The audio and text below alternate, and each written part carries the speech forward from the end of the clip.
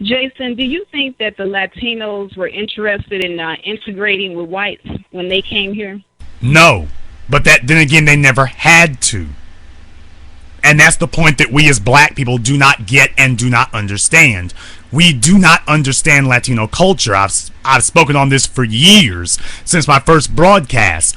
What is the Latino culture? Well, go ahead and take a look at Mexico. Where did that come from? It came from the same place that the Caucasians came from. They are all European cultures. The only significant difference is that one speaks Spanish and the other speaks English. But that is the only significant difference. They all come from Europe. They all have the same religion. Did y'all get that now? They have the same religion. When you trace their heritage back across the ocean, it comes from the same place that the Brits and the Germans. Their heritages all come back to Europe. And what I'm saying is that we as black people have refused to acknowledge that fact. That there is far less distance between Latinos and Caucasians than there is between Latinos and black people. And black folk have just been so desperate to make them black. We have been so desperate because that's the quickest path to getting in some draws. Just convince her that she's black. And they're looking at you as a stepping stone. But their goal has never been to integrate. They don't have to. Their goal has been to build power. And power integrates on its own. Because they realize that they got power and there is more power to be gotten by merging with white people. That's the point that Negroes have refused to accept and acknowledge because we like being losers and like being weak. Those people understand there is power to be gained by merging with white people. And that's why when Jennifer Lopez dropped P. Diddy, who did she take up with?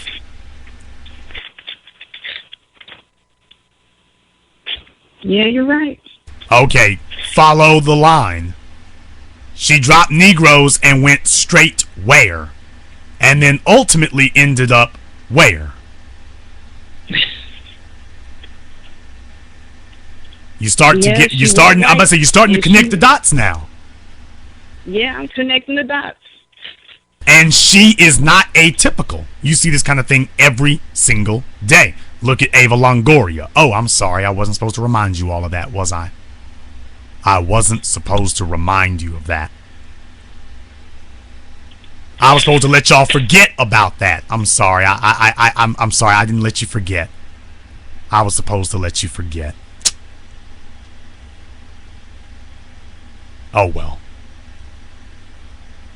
We have refused to accept that because we're looking for a way to get some draws. We're not, and black men call that power. These people do not have to integrate with white people. They've built an independent economy, and what they are doing is they're looking at white folk and saying, hey, there's more similarities between us than there are differences. And all Latinos have to do is give up their Spanish language, and the white folk have thrown the doors open to them. You have never seen a Latino who was not fully welcomed as long as he gave up his language. Or at least as long as he was not only able to speak Spanish. This is what they did with the Hungarians. This is what they did with the Italians. This is what they did with the Spanish. This is what they did with the Asians. This is what they did with the Germans. We can go down the list. Every group of people who have been assimilated, the only real requirement that they ever had for you was that you give up your language. You can keep everything else. Give up your language. You look close enough to us that we can genetically assimilate you. Just give up that language. It's happened in the same order every time. But we don't watch our history. We don't remember our history as black people, so we are doomed to lose. Because we don't actually know the history of America. We don't actually know the history of these other groups. Jessica Alba's people before her didn't speak didn't speak English. Jessica Alba is bilingual. And Jessica Alba, after that faux pas that she had saying she wasn't Latino, she did a 180 immediately to let people know, oh, I am Latino. Her people checked her. Her people checked her in a heartbeat when she said that mess. Went out and went on a video tour. And then several times said that she teaches her children to be bilingual. That her children know how to speak Spanish and English. Congratulations on that, but her grandchildren will not be speaking Spanish. They can't. The money is with the English-speaking people. And because you've knuckled under the Italians and knuckled under the Germans and knuckled under, well, you get the idea. Because you knuckled under all these other people and got them to speaking English, guess what? English is the currency now. So guess what? The pressure is coming on you from all sides. What good is Spanish when you are in an English-speaking country? You're just doubling your workload. Why don't you simplify and just speak English? You ain't missing nothing. And if you don't believe me, go listen to Carlos Mencia. He's got a great routine that he did about talking about, I ain't left nothing in Mexico.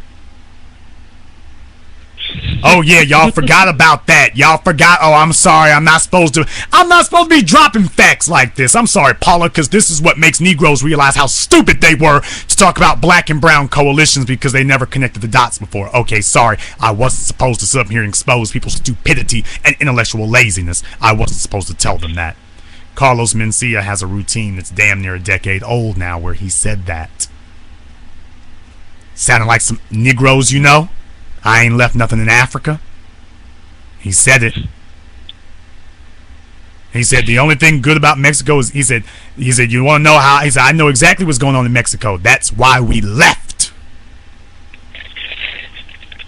Go look the routine up for yourselves. It's on YouTube. I'm not even gonna give that to y'all. Go look it up yourselves. And go see if you can prove me wrong. And say I was just making it up. Go prove me wrong then. No, that's the reason why nobody can do a video about me, because they can try it. It blows up in their faces every time they want to try it, but okay. The routine is there. You can go listen to him talk about it. He hasn't left nothing in Mexico. And oh yeah, one more thing. He's not the only prominent Mexican comedian who has said that. By the way, he's not the only one. I'm telling you that even if they don't understand what the end game is, white folk do.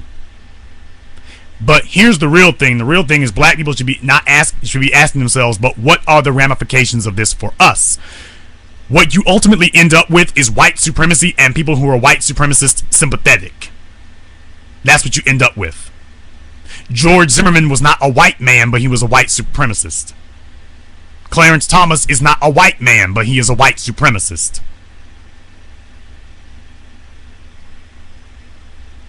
Starting to get it now?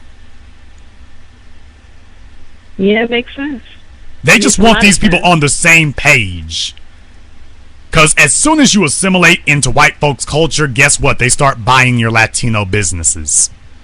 And once they buy your historic Latino businesses, what are you going to do?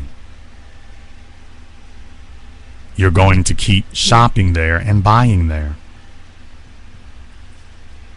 Only now it's white people who own it. White people are willing to wait 10, 15, 20, 30 years to make their mark. They're willing to do that. Other groups of people are not willing to do that. They are. We are playing checkers. They are playing cosmic chess. Not just chess, cosmic chess. Hell, that damn 3-level chessboard you all see. That's what they're playing. And we don't get it. What I'm telling you is that ultimately you are going to end up with the same situation where white people are the numerical minority and Negroes are so dumb that all we do is take a look at, oh, look at white folks' numbers. You are not tracking the power, wealth, and influence. Black men will sit up here and tell you that power, wealth, and influence don't mean nothing. And I just explained to you how it does. And black men will sit up here because they're so cowardly and so petrified and so scared, they refuse to talk about power, wealth, and influence, even though ultimately power, wealth, and influence is what runs the game.